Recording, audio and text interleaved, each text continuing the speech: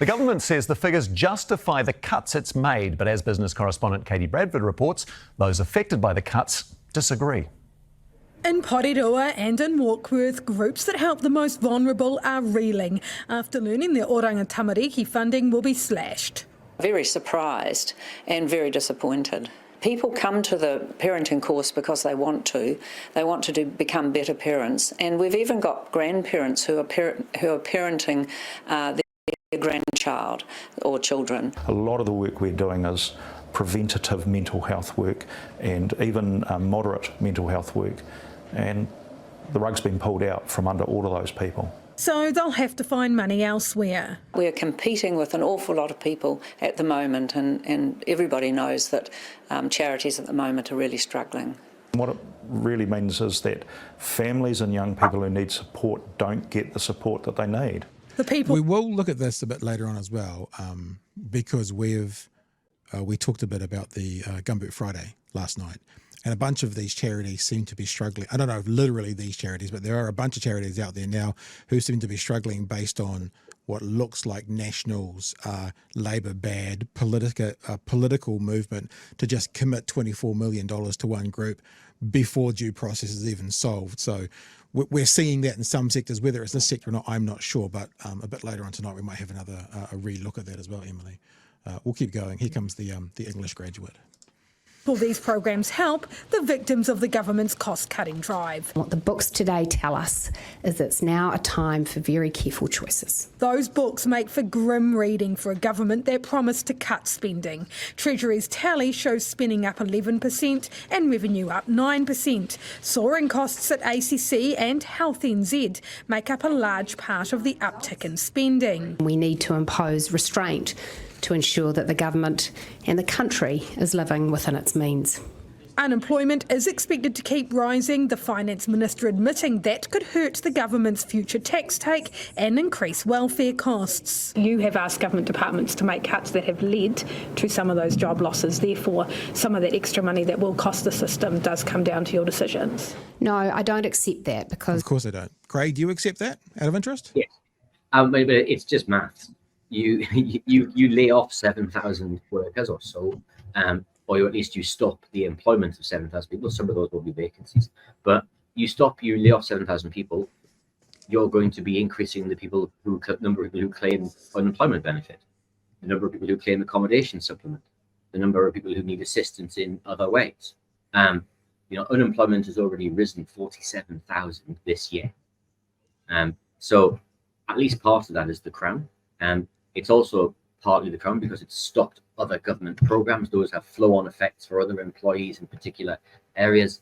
They've stopped investments in infrastructure, be it the IREX program, be it Dunedin Hospital.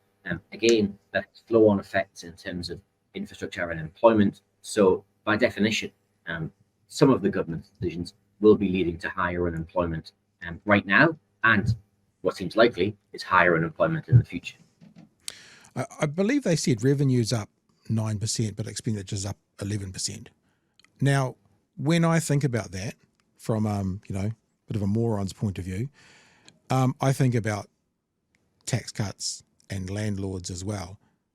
Because if they didn't give that away, revenue would be up even higher. And it feels like what these guys are doing, to coin a phrase, that they've bought the Ferrari, right? And then they've done their sums and realised there's nothing left to pay for the groceries in the house.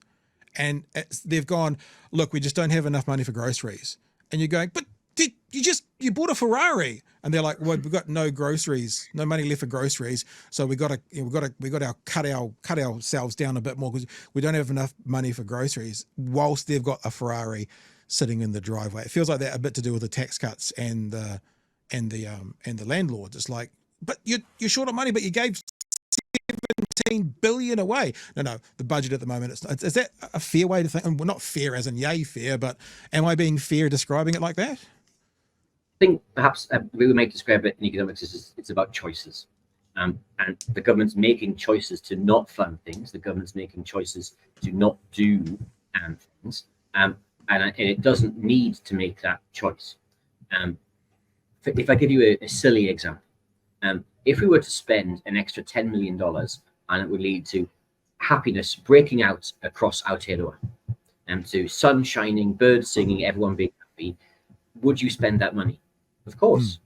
Yeah. But if you set a debt limit and that $10 million was just above that debt limit, would you still spend that money? Yes, of course you would. You'd be mad not to. You've got an artificial debt limit. What we're finding here is that the government has set itself a fiscal strategy, but it hasn't thought through the consequences of all of the cuts that it's then delivering. So it's going to achieve its fiscal strategy, come what may. It's going to achieve the numbers it wants to achieve, but it doesn't mind the losses on the way through, or it hasn't thought through the losses on the way through. In essence, it knows the cost of everything, but it doesn't know the value of the things. And some may like to debate, maybe they have thought it through, and maybe there's a plan for things falling over, and maybe they've got someone in one of those back rooms that no longer has working, just waiting to come to the front room to take over some of these places where the losses are happening. And I mean, you know, you put someone in charge of the health system who has a record in private healthcare, just maybe they do know, Craig. Maybe they're completely aware of what they're doing. Maybe it's a part of their plan.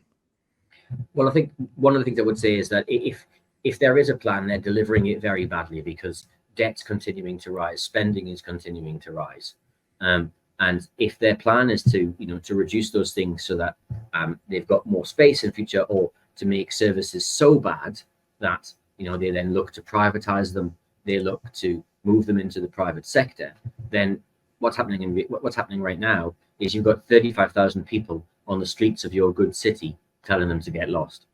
Yeah. And I think that's just a foretaste of what's likely to happen if we see much more of a push in that particular direction. All right, let's try and get to the end of this article. I'll try and hold my tongue for the rest of the video.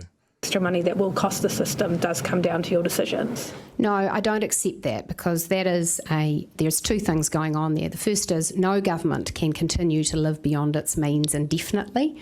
And the second is that what we're concerned about is the number of... Oh, it's very hard for me not to stop this video. I want to keep talking, but I'm going to do my best. ...jobs and the economy as a whole. Labor says it shows the coalition's tax cuts were unaffordable. New Zealanders will continue to pay the price for those tax cuts well into the future, and it means that New Zealanders should be bracing for more public sector cuts, more public service cuts. Nicola Willis says it's all about priorities. If you cut the funds to organisations working with our most vulnerable people in our communities, it's a weird thing to do. It's hard to see any rationale. The government says it's the plan it promised and the plan it's sticking to.